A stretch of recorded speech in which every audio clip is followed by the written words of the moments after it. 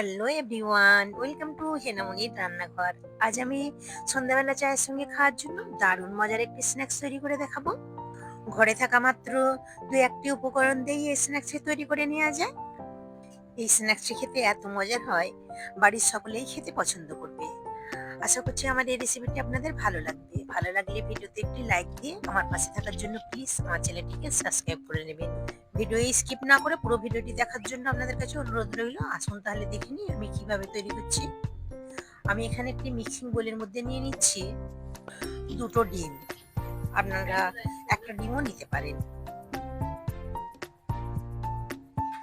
এখন আমি ডিমের মধ্যে দিয়ে দেবো অল্প একটু লবণ,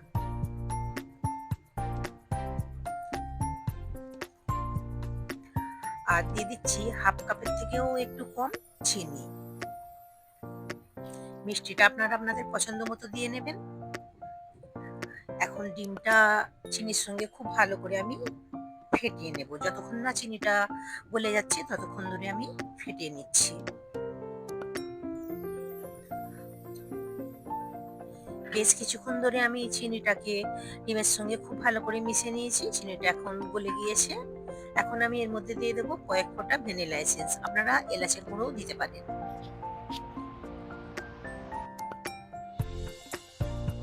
আবার একটু মিশিয়ে নিচ্ছি।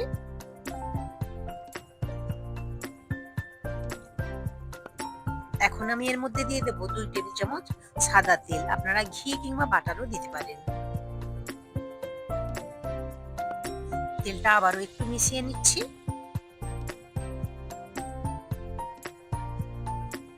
তেলটা খুব সুন্দর করে মিশিয়ে নিয়েছি। এখন আমি এর মধ্যে দিয়ে দেব 1 কাপ ময়দা।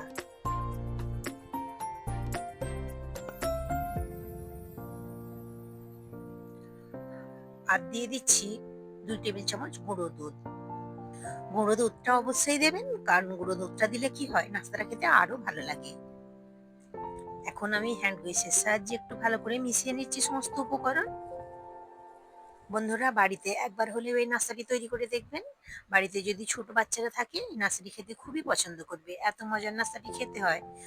আপনারা চাইলে কিন্তু বাচ্চাদের টিফিনেও এই নাস্তাটি দিতে পারেন। বন্ধুরা, আমার এই রেসিপিটি যদি আপনাদের ভালো লেগে থাকে অবশ্যই কমেন্ট করে জানাবেন। এখন আমি এর মধ্যে আরো হাফ কাপ ময়দা দিয়ে দিলাম। এখন আমি হাত দিয়ে মেখে নেব।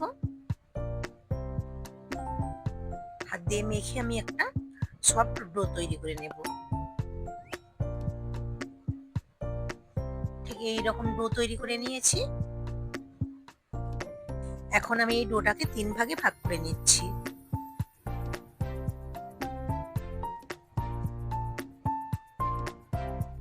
আমি এখানে একটি ডো এর মধ্যে 1 ফোঁটা ফুড কালার দিয়ে দিচ্ছি। এই ফুড কালারটা দেওয়া টোটালি অপশনাল। দেখতে যাতে সুন্দর লাগে তার জন্য আমি এখানে ফুড কালারটা দিয়েছি। আপনারা চাইলে নাও দিতে পারেন।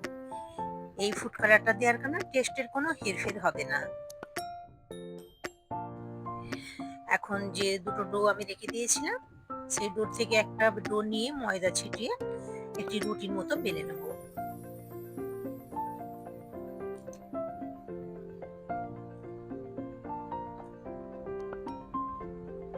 একটু লম্বা করেই বেলে নেব। ঠিক এইরকম বেলেছি। এখন আমি এটাকে রেখে দিচ্ছি, বাকিগুলোকে একইভাবে বেলে নেব।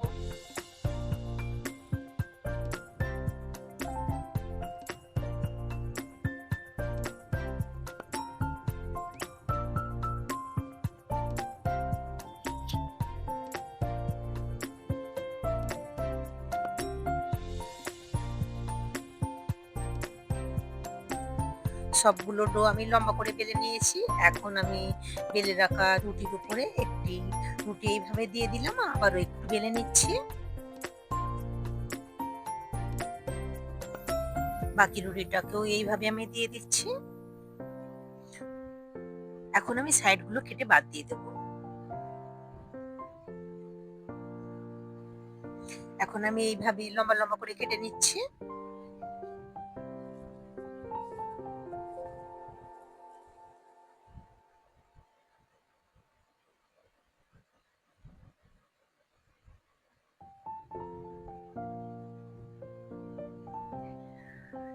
এখন আমি মাঝখান দিয়েও এইভাবে কেটে নেব।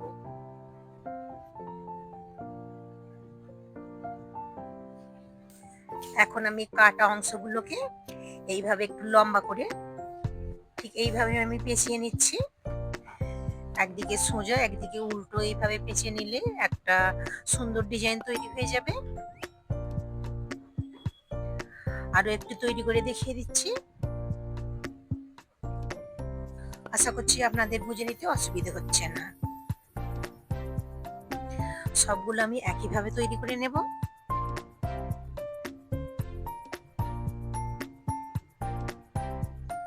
এটা তৈরি করা একদমই সহজ।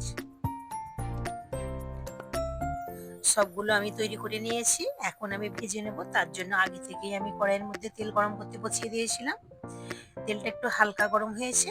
এখন আমি একটি একটি করে নাস্তা ছেড়ে দিচ্ছি। আর এই নাস্তাটি ভাজার জন্য গ্যাসের ফ্লেম লোতে রেখেই ভাজতে হবে। এক সাইডটা ভাজা হয়ে গিয়েছে, এখন আমি উল্টে দিচ্ছি।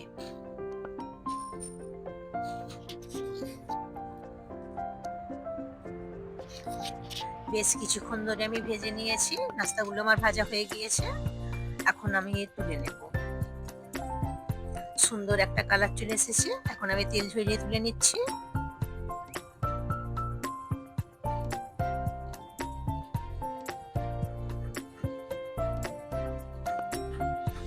বাকিগুলোকেও আমি একইভাবে ভেজে নেব। আর এই পুরো প্রসেসটা গ্যাসের ফ্লেম লোতে রেখেই করতে হবে। একটু সময় নিয়ে ভেজে নিতে হবে। সবগুলো নাস্তা আমি ভেজে নিয়েছি। আপনারা এইভাবে একবার হলেও বাড়িতে স্ন্যাক্সটি তৈরি করে দেখবেন, দারুণ মজা কিন্তু খেতে লাগে। ছোট থেকে বড় সকলেই খেতে পছন্দ করবে। বৃষ্টির দিনে যদি এইরকম নাস্তা থাকে তাহলে তার কোনো কথাই নেই, তাই না? আশা করছি আমার এই রেসিপিটি আপনাদের ভালো লেগেছে। ভালো লাগলে আমার ভিডিওতে একটি লাইক দিয়ে আমার পাশে থাকার জন্য প্লিজ আমার চ্যানেলটিকে সাবস্ক্রাইব করে নেবেন। এখন একটি স্ন্যাক্স আপনাদের ভেঙে দেখিয়ে দিচ্ছি ভিতরটা কেমন হয়েছে। আবার হাজির হব নতুন কোনো রেসিপি নিয়ে। সকলে সুস্থ থাকবেন।